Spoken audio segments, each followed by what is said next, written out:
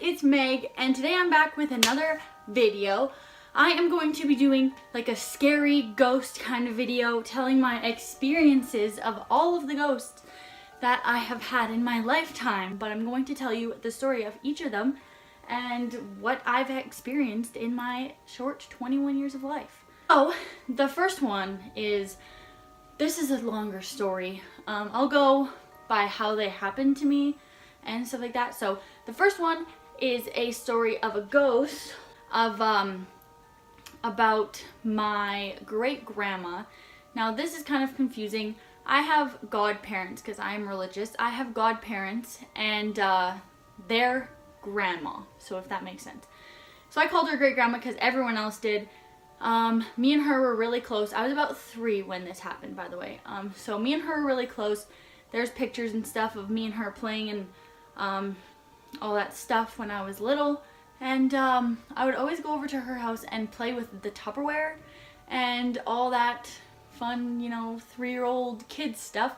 The Tupperware was so much fun. Obviously, if you've played with Tupperware, you know that it's fun. So me and her got really close growing up, from like 2 to 3, I think. Well, obviously growing from like birth to 3, me and her got very close. So when she passed away, it hit kind of home, but not really knowing or understanding the situation, being 3 years old, I guess it kind of like was just like, oh, I'm gonna see her again soon. Growing up now, obviously, like, I'm not going to see her again soon. I miss her every single day, but I don't think I'll see her again for a long time. At least, hopefully not. I'm not planning on going anywhere anytime soon. So, when I was about 3, like I've said 750 times, I went to bed one day and I had a dream. And she told me that she loved me very much and that she wants me to take care of my mom and my grandma and love them always, and that they are always doing the best for me and stuff like that. So I took that to heart, that obviously, like, growing up with just my mom and my grandma around, I was very lucky with 2 of the best people raising me and all of that jazz. So she told me that I needed to work hard and always think about her, because whenever I succeed and whenever I don't succeed, she'll be there cheering me on constantly, and that she loves me very much and that she'll see me again soon. So I wake up the next morning and I tell my mom all of that, and she's like, oh, that's so weird. And she looks over at my grandma like, what the heck does that mean? And about 2 hours later, my aunt calls my mom and my grandma and tells them that great grandma passed away in her sleep last night. So obviously she came to say goodbye because she passed away in her sleep. And yeah, that was kind of cool. And that's like one of my favorite stories, just because she was so close to me and it was awesome. So I still hold that very near and dear to my heart. So it was my mom and my grandma that she came to me and said goodbye.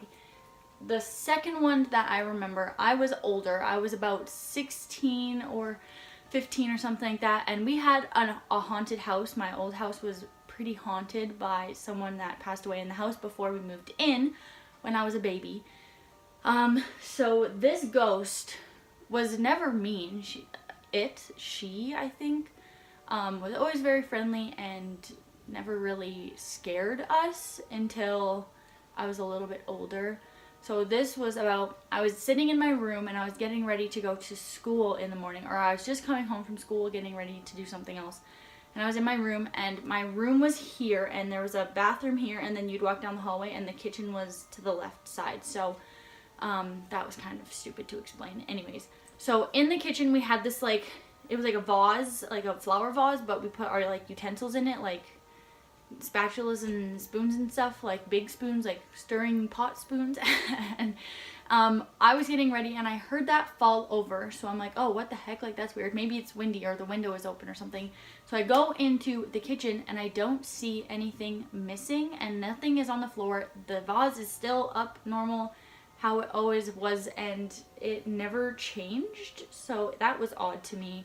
Then when I got a little bit older, this was after, of course, my biological dad came back into my life. He would always see something at the end of the hallway in the room where she like stayed in when she was like dying. That sounds so rude.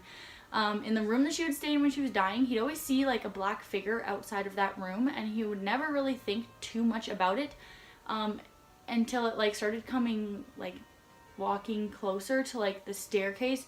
So one day I was coming home from school and I look up the stairs, and in the reflection, not the reflection, in like the shadow, I could see like some black thing standing there, and then it disappeared down the hallway. So I stayed.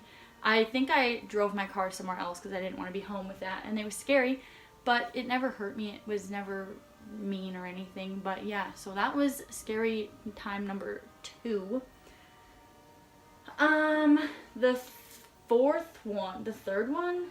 The third one, my grandma, like my mom's mom, her brother passed away about 5 years ago or something. I don't really remember the exact timing. And they were really, really close. She always went to the little town he lived in and hung out with him all the time. He was so funny, such a quirky old guy, and he was always so funny and cute. He would always offer me alcohol in the morning because it was like a wake me up or the get your alarm, I don't know. He would say something weird about alcohol and like, take a shot of alcohol and it'll get you started for your day type guy. And he was so funny. And so when he passed away, my grandma got his ashes in like a little house thingy, like I don't know, it looks like a Christmas house. She got his ashes in there and she puts it on top of her little like mirror vanity thing, and so it's on top in her room. And one day she said that she was laying in bed. This is just my grandma's story. This isn't a story from my personal experiences. She said she was laying in bed and she felt something sit on the bed like this, and it divoted down right beside her. And she said that right when she turned around and said, "Who is that?" it got up and she didn't feel anything, but there was an imprint of a butt on her bed, which was so weird, she said. And she said that she didn't feel creeped out or anything by it, that she just honestly, truly felt like pure, and like that it was the presence of her brother, which obviously she missed a ton. So that was kind of cool to hear about, and my grandma telling me that story. The 4th story I'm going to tell you is more recent. It was about a year and a half ago. One of my friends passed away. I've known her for about 12 years before the accident. She passed away in a car accident, and she was very close to me. This necklace actually, this one right here is her fingerprint. Here, I'll show you. It's her thumbprint, and this one is just a Tiffany one, and it just has an M on it. And then on the back of this one, it says her name. It's Megan, and it's in her writing. So she passed away. Me and her were really close. I'll try and put some pictures, if I can, of me and her hanging out and stuff when we were younger.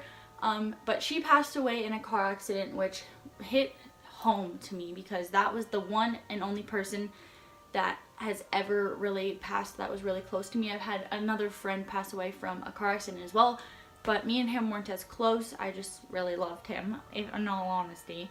But this one hit close to home. I have Christmas lights. This was in my old house, by the way, like the one that I just moved from. I had Christmas lights on the ledge of my window, and that was the battery ones, and you would flick it on like to turn them on and flick it off to turn them off. But there was no other setting, so it was on or off. And then whenever I went to bed, I would turn them off, or whenever I was leaving, I would turn them off. But other than that, I had them on. So one day, I obviously went to bed, so I turned them off, and she came to me in a dream. And it was kind of weird because it was her in her physical form in exactly a sweater that she would wear. Like, I think it might have been a sweater that she had. And she told me that she missed me and that she would always be there for me. And that whenever I needed a hug, she'd just hold the thumbprint and she'll be hugging me. I also have a scarf of hers that she wore pretty often, I think. So I have that scarf. It's outside. I